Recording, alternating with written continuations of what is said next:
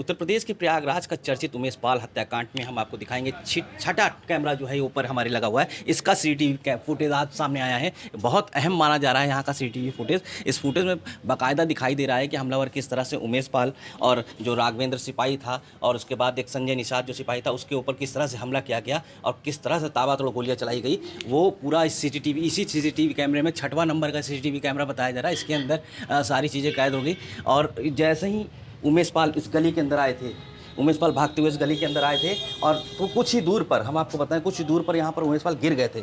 जिस समय गिर गए थे उमेश पाल को 4 गोलियां लग चुकी थी। उमेश पाल किसी तरह से उठकर इस दरवाजे के लिए आगे बढ़ रहे थे। वैसे ही इस दरवाजे से एक लड़की निकली थी। लड़की निकल कर उमेश पाल को बचाने के लिए आ रही थी। वो उसकी भतीजी बताई जा रही है। वो उसको बचाने के लिए जैसे ही आगे बढ़ी थी वैसे ही उमेश पाल ने तुरंत आवाज़ दिया, भागो भागो। तो वो लड़की सीधे अंदर की तरफ भागी थी और अंदर की तरफ भागते हुए बाकी लोगों को बताने के लिए गई कि ऐसा हादसा हुआ। जैसे ही वो आगे पहुंची है वैसे ही उमेश पाल यहाँ से निकल के यहाँ तक पहुँचे थे।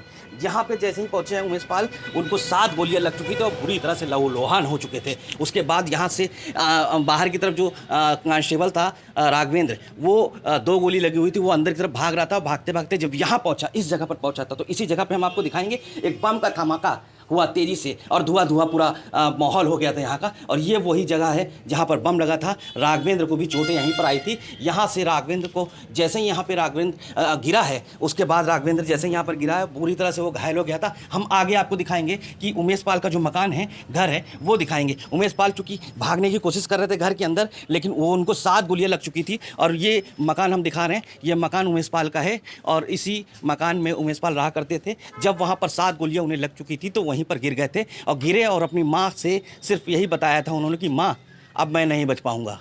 उसके बाद यहाँ पर राघवेंद्र जो था वो बुरी तरह से लहूलुहान था। उसको लेके मरचुरी गए थे, पोस्टमार्टम हाउस लेके गए थे संजय निषाद को, और राघवेंद्र को यहाँ से पीजीआई के लिए रेफ़र कर दिया गया था क्योंकि उससे ज़्यादा चोटें आई थी। बम का धमाका हुआ था, उसको पूरे अंदर शरीर के अंदर कई जगह पे गंभीर चोटें आई थी। उसको सीधे यहाँ से पीजीआई भेजा गया था, जहाँ पर कुछ दिनों के बाद वो अपनी मौत से लड़ते लड़ते आखिरकार लास्ट में उसकी मौत हो गई थी। हम आपको बताएं कि 21 दिन हो चुका है। 21 दिन में अभी तक उत्तर प्रदेश पुलिस के हाथ ना कुछ लगा है, ना एसटीएफ के हाथ लगा है, क्योंकि 21 दिन हो गए हैं। जितने भी अहम किरदार इसमें थे, जो अहम जो शूटर थे दिखाई दे रहे थे, जिनकी शिनाख्त कर ली गई, अभी तक पुलिस के हाथ खाली नजर आ रहे हैं। संगम नगरी प्रयागराज से पंकज चौधरी, न्यूज़ 24।